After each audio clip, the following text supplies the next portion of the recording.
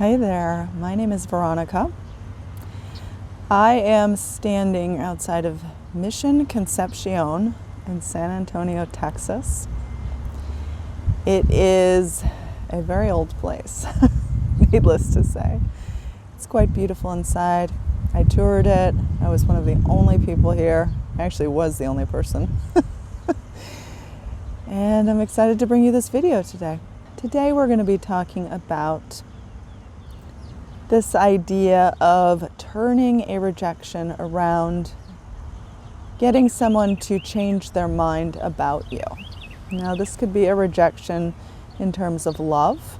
It could be a rejection in terms of business, in terms of your job. It could be any sort of rejection. When you are rejected, it is something you attracted. Whether you realize it or not, we are attracting and manifesting things all of the time. A lot of times we are manifesting and attracting the very thing we don't want. Once you can begin to truly understand this, you can then really harness and grasp why it is so easy to turn that rejection around. And why this actually isn't manipulating anyone. It's not coercing someone to do something they otherwise wouldn't have done. And that's what we're going to be talking about today, and I hope that it can help you turn that rejection around. If you are new to my channel, my name is Veronica, and I bring you videos to help make your life better. All of these videos come through personal experience, advice from my own life, my own trial and error in getting this right. No one likes to be rejected, certainly not me. So this video comes from my own experience. And that's why I know it can help you too. If you like this video, do give it a thumbs up, subscribe as well. And if you end up wanting to work with me one-on-one, I would be happy to take you on as a client. You can learn more about that at veronicaisles.com. And I have courses available at studywithveronica.com. Okay, so when I first learned about the law of attraction, it was in trying to turn around this breakup that I had suffered. I wanted another chance at this relationship. I didn't want to be left. I didn't want to be cast out. I didn't want to be rejected. I suffered a very painful breakup and I turned it around.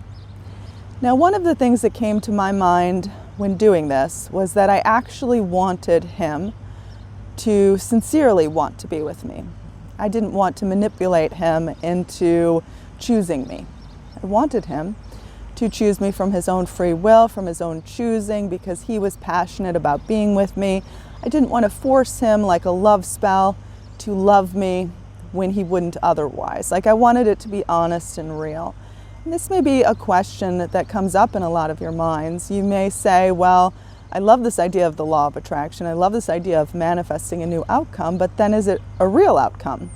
Is it something that wouldn't have happened otherwise? So then is it forced? Is it false? Is it not true to the person's personality? After all, you want that truth. You want that real result. You don't want a fake result that you had to manipulate to get. And the thing that helped me understand the breakthrough moment for me was when I realized that I was manifesting everything. So thus, I was manifesting if he was going to be attracted to me, if he was going to reject me, if he was going to choose me, if he was going to not choose me. I was, in fact, manifesting it all. Every single outcome, every single rejection, every single acceptance. And this is something I hadn't really understood before. Like, I wanted so badly for this guy. And I do want to mention this is someone that I am still with today. This is someone who I am very happy with. But I wanted him to love me as it had been in the beginning, because we had had a relationship before the rejection, before the breakup. And I hadn't realized at the time, because I didn't know about the law of attraction at that time when I initially attracted him, was that I had drawn him into my life. When he loved me, when he was attracted to me, when he wanted to be with me, I had drawn that in. I had put myself in a place to receive that, even though I didn't know it. Like, I wasn't consciously doing it. And if you are trying to manifest an ex back, and you were once happy with them, you probably didn't even realize that you were attracting them to do so. You were just acting on instinct. You were just doing what felt right. And thus, when we don't know about this, sometimes things end up feeling too good to be true, and then they unravel, and then the breakup happens, and something awful happens. Like I had always had the fear that he was going to let me down. And he did.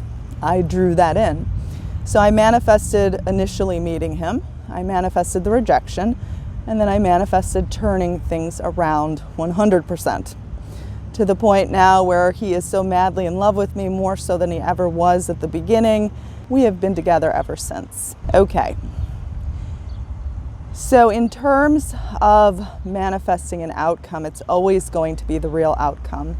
There is no default outcome, like something that happens without you manifesting it. No matter what happens in your life, you manifested it. If you receive love, you attracted it. If you receive a rejection, you attracted it. Likewise, in every single scenario, you attracted it. So there is no sort of leaving it up to the hands of fate. Fate is in your own hands. And so in attracting someone to love us, you're just changing you. You're changing the way you feel about yourself, the way you feel about them, the way you feel about what is possible. And they naturally respond. They naturally mold to this new you. And there's no manipulating in that. There's no coercing them. There's no getting them to do something they wouldn't otherwise have done. The potential for them to be anything in your life is there. So it's up to you to pick the outcome you truly prefer. So what's it going to be? Are you going to pick the outcome where this person continues to reject you? Are you going to pick the outcome where this person has ghosted you? Are you going to pick the outcome where this person won't give you the time of day?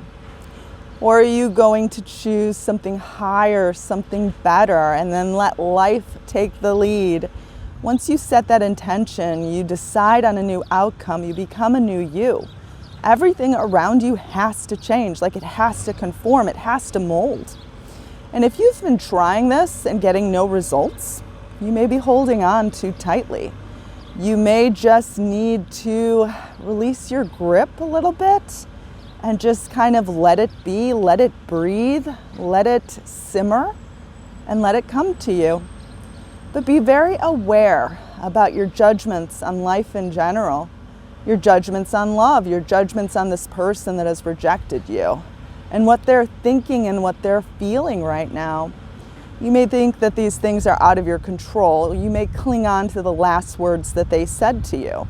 But those words actually don't have to hold truth for all of time.